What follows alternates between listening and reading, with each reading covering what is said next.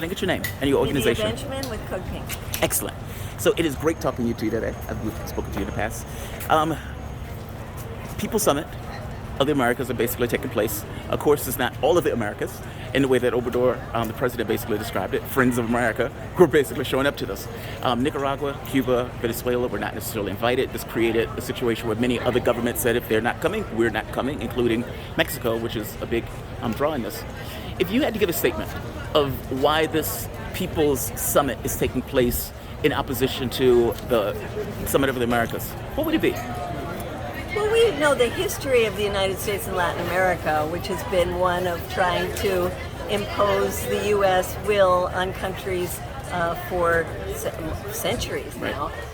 And these summits are very much connected to the Organization of American States, which is controlled by the United States instead of the countries of Latin America. And so even before we knew about the exclusion of Nicaragua, Cuba, and Venezuela, we wanted to have a summit where the people of the continent could come together to talk about the issues from our perspective. Because sometimes we're fighting against our own governments, like in the case of Brazil, where Bolsonaro is destroying the Amazon. Sometimes we're working with our governments, like in the case of Cuba, to get vaccines out into the world.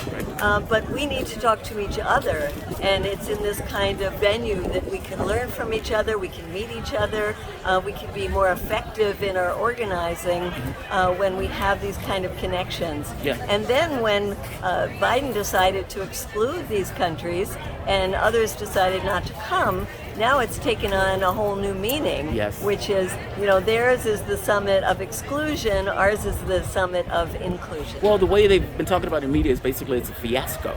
Like, they're not talking about the substance of whatever they're going to talk about. They're talking about, oh my God, look at these countries that have come. Here's why these come. Meaning, instead of you talking about the reason for having it, you're basically talking about the politics of doing it.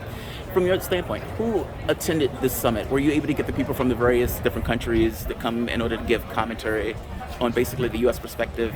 Or let me say, the perspective of those particular governments in opposition to the governments that are basically there. By that, what I mean, for example, they would say the OAS is great for democracy. They would say that, nobody pushes back on anything else. They would say we are all of the Americas and we're pushing forward on all of these agendas, including a device for democracy, I guess protection and defense of democracy. And I was like, oh my God, what does that mean? And I guess you guys are basically saying, look, there's this alternate perspective to what is going on in these countries that we need to air, and that's basically what this is.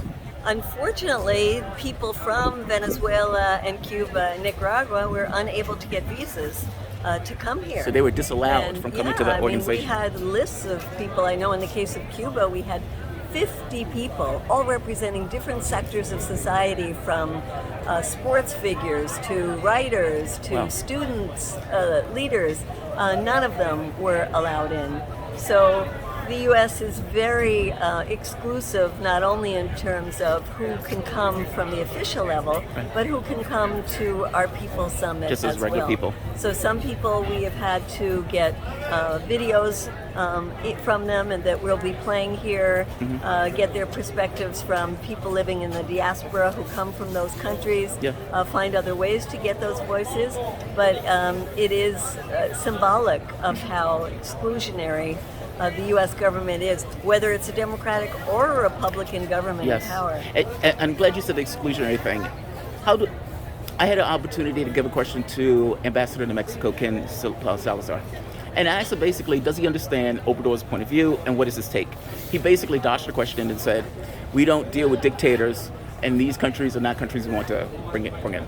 Could you respond to that? Meaning, what's your response to this U.S. line that basically, we don't deal with dictators and we don't want to deal with Nicaragua, Venezuela, and Cuba? Well, Biden is getting ready for a trip to Saudi Arabia. Yes, he is. Yes, he is. Saudi On his Arabia knees begging for oil. It's probably the most repressive country in the world. Yes. Talk about elections. They don't bother to have elections because it's a kingdom where the reign is passed from one man to another one within the same family. since the country was founded. It's a country that chopped up and Deep-owned the guy. the Washington Post journalist Jamal Khashoggi, Yeah. and it's a country that has been waging war in neighboring Yemen for 7 years now, which has created a catastrophe that's even on a greater scale than what's happening in Ukraine right now. Agreed. And yet Biden is on his way there to try to convince them to put more oil into the global market. So that alone is a thing to say, don't talk to us about democracy.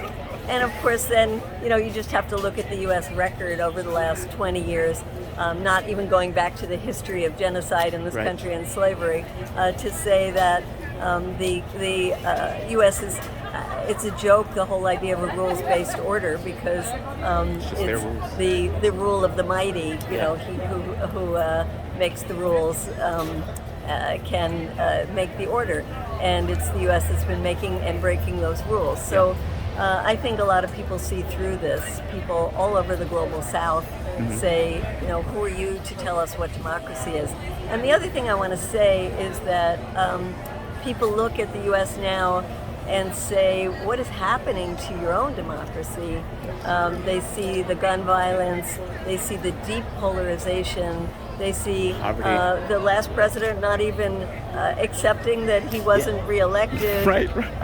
They see the lack of health care in this country, students who can't go to college. I mean, there's so many deep problems in the United States that need to be taken care of. So I think, part of our message is we have struggles here at home that we have to deal with, and that the United States is in no position to try to impose its version of democracy on any country, certainly not Venezuela, Nicaragua, or Cuba. But I could have swore that those problems came from Russia, China, Venezuela, and everything else that's external. And, once we get rid of those, all our other problems will magically disappear. Of course, I'm being facetious, right? I know, and I think people in this country, they know what's happening in their own communities.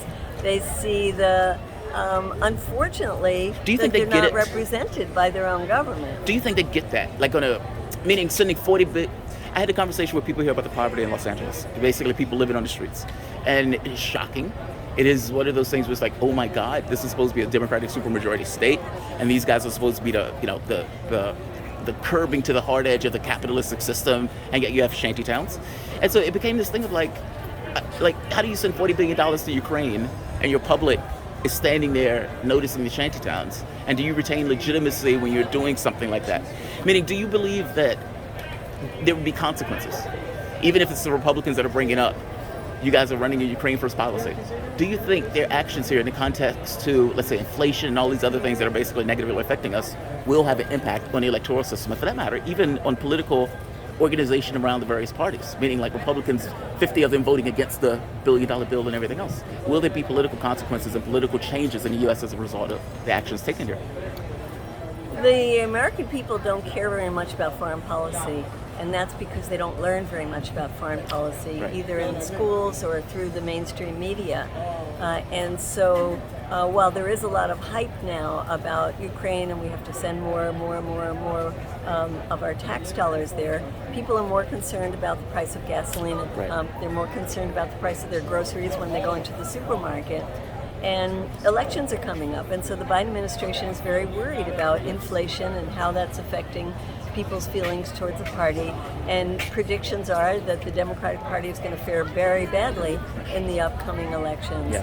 And I think that, there are Republicans who've spoken out about the $40 billion, but they're doing it because it's a Democrat who's in power. They Right. wouldn't be doing it if there was a Republican, if it was Trump. If it was Trump, doing they wouldn't be doing it, and, right. And that, I think, just tells you how bad politics are in the United States, that you have 100 members of the Progressive Caucus, and none of them spoke out about sending $40 billion to Bernie Ukraine. Sanders voted for it also. Not one of them.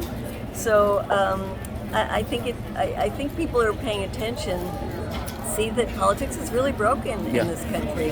And even when we get very excited about the squad, and once we're on our side, when it comes to foreign policy, they're pretty much missing in action. Yeah, Bernie Sanders knows better. He voted for the $40 billion himself, and it's like, shame on you. Yeah. Thank you for this. I really appreciate it. Thank you. Very cool.